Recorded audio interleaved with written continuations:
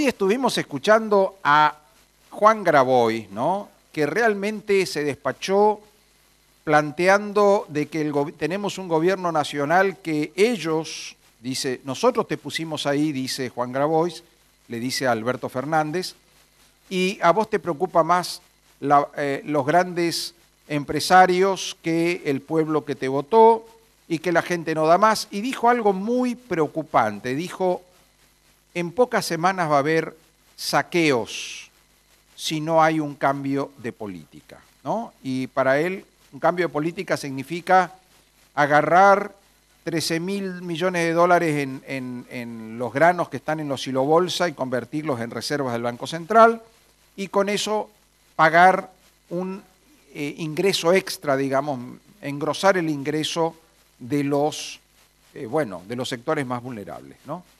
En esta perspectiva, de pronto vemos que el gobierno de la provincia no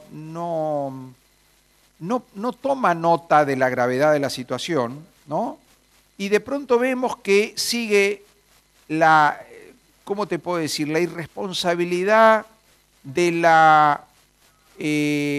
adoctrinamiento partidario. Vemos que en el IPP, Instituto Pedagógico Provincial, se sigue haciendo adoctrinamiento, se están dictando cursos del seminario del modelo formoseño, con fotos de Gildo, con la gente haciendo los dedos en B, regalando souvenir de deditos en B, es decir, que es toda una especie de cotillón del Partido Justicialista. A ver, acá el Partido Justicialista sigue como si estuviéramos en una situación de bonanza económica, ¿no? Más preocupado en la campaña electoral, lo vimos en la fiesta también de la provincialización, todo un desfile de sublemas, la foto de Infran, todos están lanzados en la campaña electoral del año que viene, Infran, la reelección de Gildo, y por otro lado, la utilización de los docentes como, ¿cómo le puedo decir?, como carne de cañón o como mano de obra pagada por el gobierno para hacer publicidad partidaria, en el marco de una situación social y económica argentina que está a punto de colapsar. Es como alguien dijo, están bailando en la cubierta del Titanic. ¿Qué impresión te causa de todo esto, Pablo? Bueno, primero voy a hacer el intento de anudar las distintas cuestiones que me has manifestado en tu extensa pregunta, digamos, hay varias cuestiones ahí. Pero si, bueno, hago el intento, yo primero planteo que el justicialismo está en un modo electoral siempre, porque tienen un proyecto de poder, no un proyecto político, que son dos cosas distintas, que se sustenta en un gran relato, y en ese relato, que desde mi punto de vista es una gran estafa ideológica, digo una gran estafa ideológica porque se presentan a sí mismos como progres, como progresistas, como aquellos que están preocupados por los más vulnerables, los más humildes, y en realidad los dichos de Grabois, en realidad cómo se manifiesta esto de los deditos en B y el adoctrinamiento a partir del Instituto Pedagógico Provincial, yo creo que son rasgos de una profunda derechización, un rasgo fascista que tiene el kirchnerismo, que, insisto, sustenta en un relato que no condice con la realidad. Ahora, nadie resuelve un problema si no lo asume. Y como vos bien decías, ellos siguen en ese modo electoral, planteando que hay un crecimiento en el país y que estamos en una crisis de crecimiento, y los ciudadanos mortales vemos absolutamente otra cosa, una situación que está en un desmadre absoluto, en una situación donde la brecha cambiaria cada vez es más profunda, donde el dólar ha llegado a picos altísimos y donde la inflación es la más alta de los últimos 20 años, como para tocar algunos tópicos. Es decir, lo que estamos observando es, para intentar un resumen, por un lado, un gobierno nacional y provincial que desconocen la realidad, que no la pueden asumir, y por el otro lado un fuerte vínculo cada vez más cercano con el autoritarismo y con rasgos realmente fascistas. Porque para mí lo que ha hecho Grabois es, los dichos de Grabois y todos los que gerencian la pobreza son parte de un esquema fascistoide. Pablo, por otro lado, yo escucho los voceros del gobierno de Infran decir los aumentos de Gildo que Gildo dio en marzo le ganan a la inflación. Estuve escuchando a un economista, un contador, Daniel Schaller, que es de Formosa, que decía, a ver, el aumento que dio Gildo en marzo era para cubrir el terreno perdido por la inflación del año anterior, es decir, del año 2021. Si nosotros, dice, nos vamos al año 2020 y de ahí arrancamos con la pérdida de poder adquisitivo, nos damos cuenta que queda siempre una brecha de 15, 16, 17 puntos de un año a otro, que es lo que va perdiendo el poder adquisitivo del empleado público y del docente, por supuesto, y que cuando en marzo, que es el mes que Gildo suele dar los incrementos, es en base a la inflación pasada, no a la inflación que está viniendo, ¿no es cierto? Y cuando él da ese 20 o 30 o 50 que fue en este año, lo que no hace es darte la compensación de la pérdida del año anterior. Entonces vos con ese aumento tenés que absorber todo lo que perdiste años anteriores, ¿no? Y por otro lado compensar la inflación que está viniendo. Ahora, si hubiese un parate de la inflación y hay una estabilidad y el peso no se mueve, el dólar no se mueve, ahí sí hay una recuperación. Pero como la inflación continúa y este año es más que nunca y vamos a terminar con una inflación anual cercana al 90%, entonces, ¿de qué nos hablan cuando dicen que le estamos ganando a la inflación? Eso es una mentira. Eso sí que es una mentira. Sí, es lisa y llanamente una mentira. Lo escuché a Schaller es de acá, del Colorado, que vive en Formosa. Lo escuché ayer, siempre me comunico con él y conversamos en la radio. Y obviamente coincido en esa lectura. No porque uno sea miembro de la oposición, sino porque son datos. Y hay un dicho que se expresa hace muchos años que los datos matan al relato. Es tan contundente la situación en cuanto a los datos que están a la vista que no hay, no resiste el menor análisis ni discusión el tema de que el aumento de los sueldos le ganan a la inflación. Es decir, yo creo que aquellos que esgrimen esto tienen dos cosas. O por un lado pretenden darnos una mirada optimista, absolutamente falaz, o por el otro lado no van al supermercado, no compran combustible, utilizan los vales del Estado para andar por la calle, no compran la comida, no van a la despensa. Me parece que por ahí pasa y me parece, insisto, que esta mirada hacia otro lado de la realidad que estamos viviendo es más terrible todavía. Es más terrible porque hay gente que está negando una situación que a todas luces es dramática.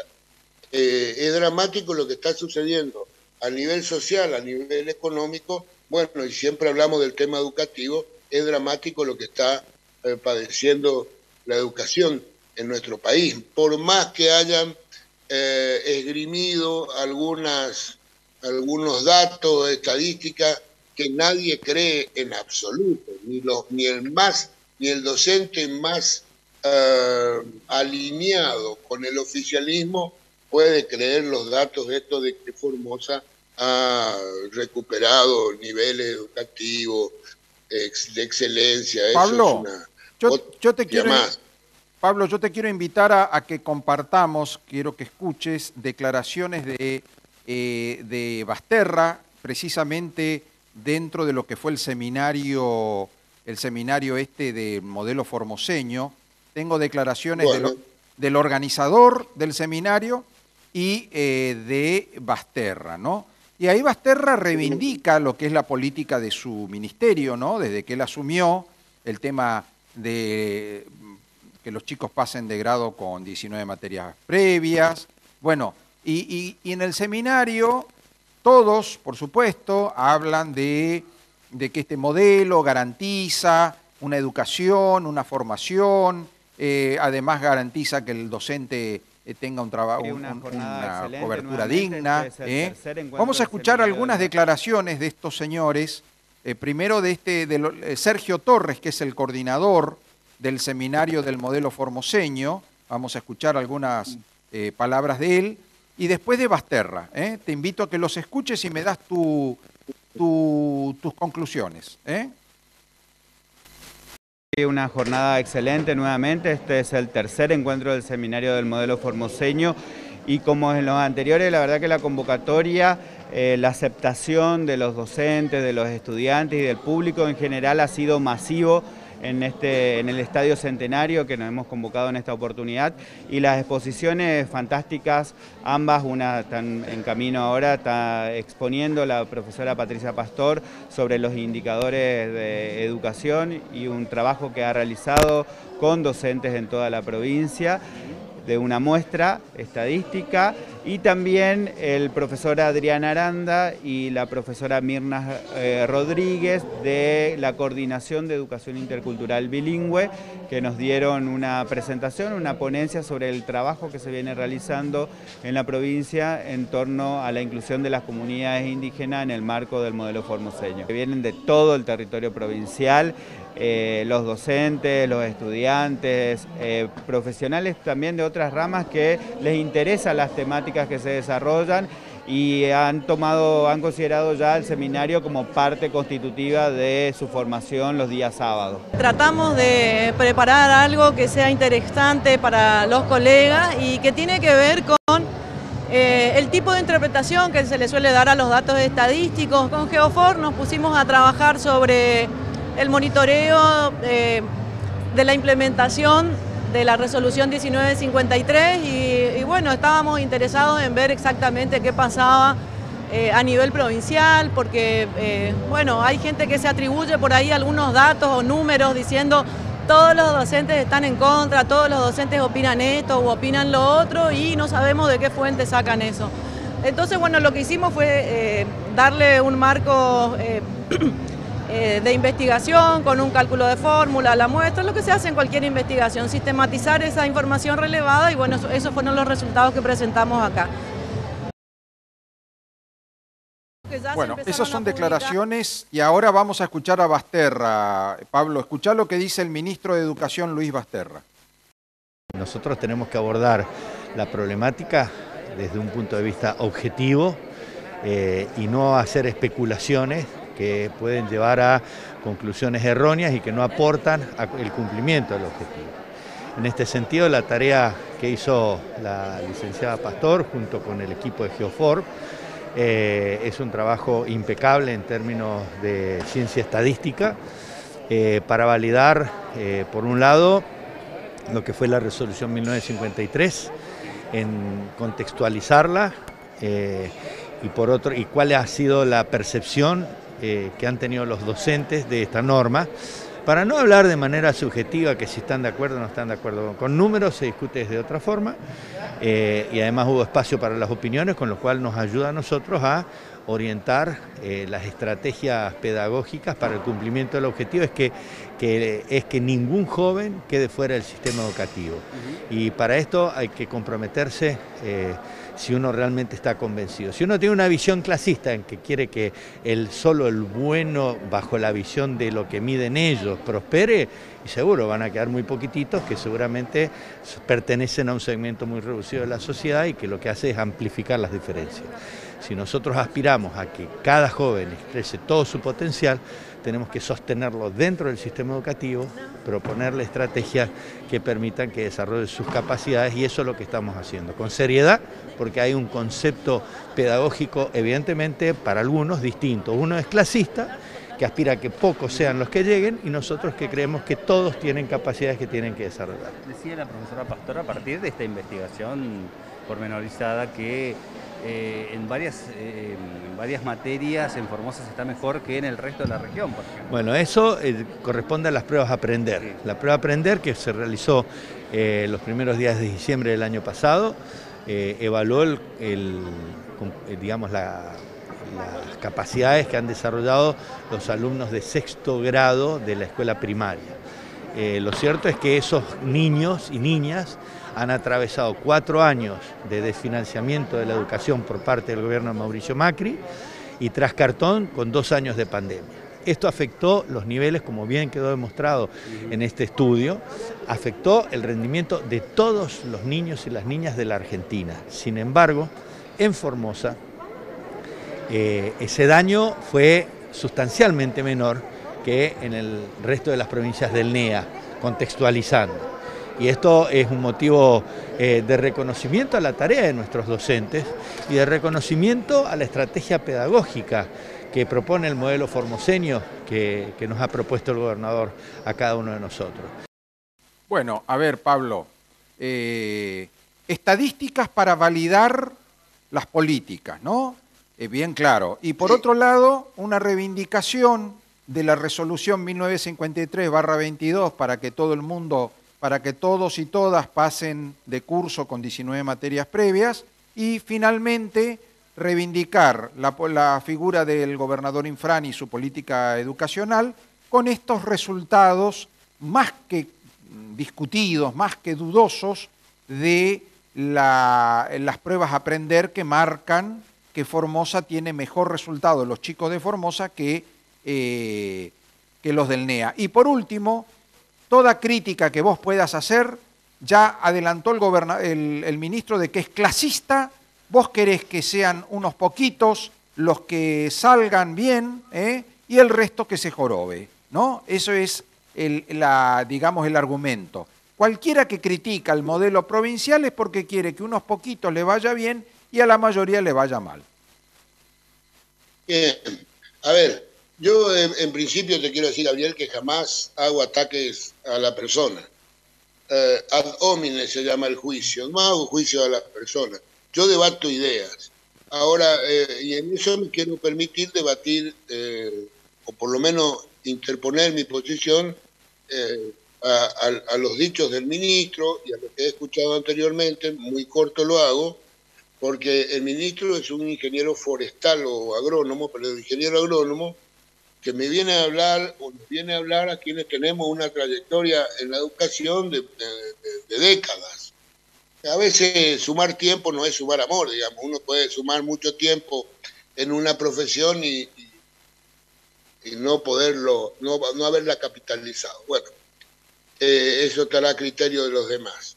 Pero quiero decir 2 cosas. Primero, me parece que me hacía acordar a mí, cuando lo escuchaba el ministro, al famoso ministro de propaganda de Hitler, de Goebbels, cuando en un diseño propagandístico que tenía el totalitarismo, o el mismo estalinismo, miente, pero que algo queda.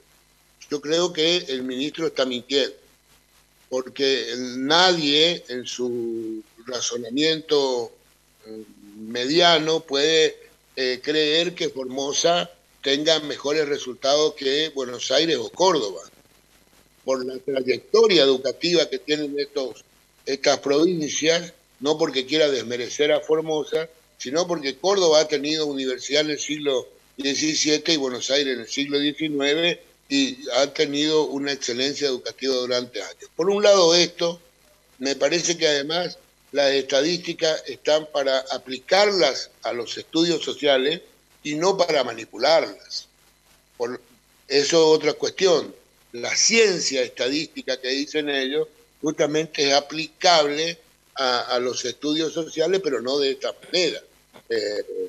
Y después lo otro, Gabriel, hablando mal, y sencillo y rápido, me hablan a mí de posturas clasistas los dirigentes millonarios que tenemos en Formosa.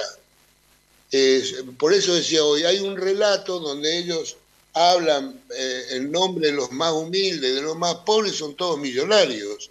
Es decir, yo que vivo en una casa humilde soy clasista y ellos que andan en una camioneta que valen millones y tienen casa y casas quintas son los abanderados de los humildes. La verdad que, insisto, no resiste análisis esta postura. Y el tema del modelo formoseño es una arbitrariedad absoluta que se tome el inicio del gobierno de Infran como el inicio de un paradigma. Digamos, yo en algún momento intenté explicar que los hitos de inicio y de cierre de un proceso histórico no se deben tomar arbitrariamente, sino existe lo que se llama libertad de cátedra. Y cuando te imponen un modelo, un proceso, se está perdiendo la libertad que tiene que tener un docente de optar por los procesos históricos que quiere desarrollar en clase. Acá con los tres hitos, la fundación, la provincialización y el modelo formoseño, yo lo pongo entre comillas, quieren imponer en esto que vivimos, que es una tragedia totalitaria, quieren imponer un criterio de periodización para la historia de Formosa. Y me parece que, insisto, lo que empezábamos a hablar hoy es un rasgo fascista. Pablo, gracias por pensar juntos, digamos, lo que el discurso de que baja todo un aparato publicitario que lo vemos en los canales de televisión, la radio e incluso los libros educativos, ¿no es cierto? Porque, ojo, esto no son meras opiniones que se pueden debatir. Acá se le enseña a los docentes lo que ellos tienen que enseñarle a los chicos. Y estos discursos terminan en los libros de texto que se enseñan en las escuelas, ¿no es cierto? Lo que es una tragedia, porque ya es lo que se llama adoctrinamiento político. Así que bueno, gracias por ayudarnos a pensar juntos esto, ¿no? Bueno, te agradezco a vos y que lo último, muy corto, en una oración. Ellos hablan de seminario. El formato de seminario es un espacio de discusión y de debate. Y eso no es un seminario. Eso es un curso de imposición de un pensamiento único. Gracias, Pablo. Gracias. Te mando un abrazo. Hasta luego. Un abrazo.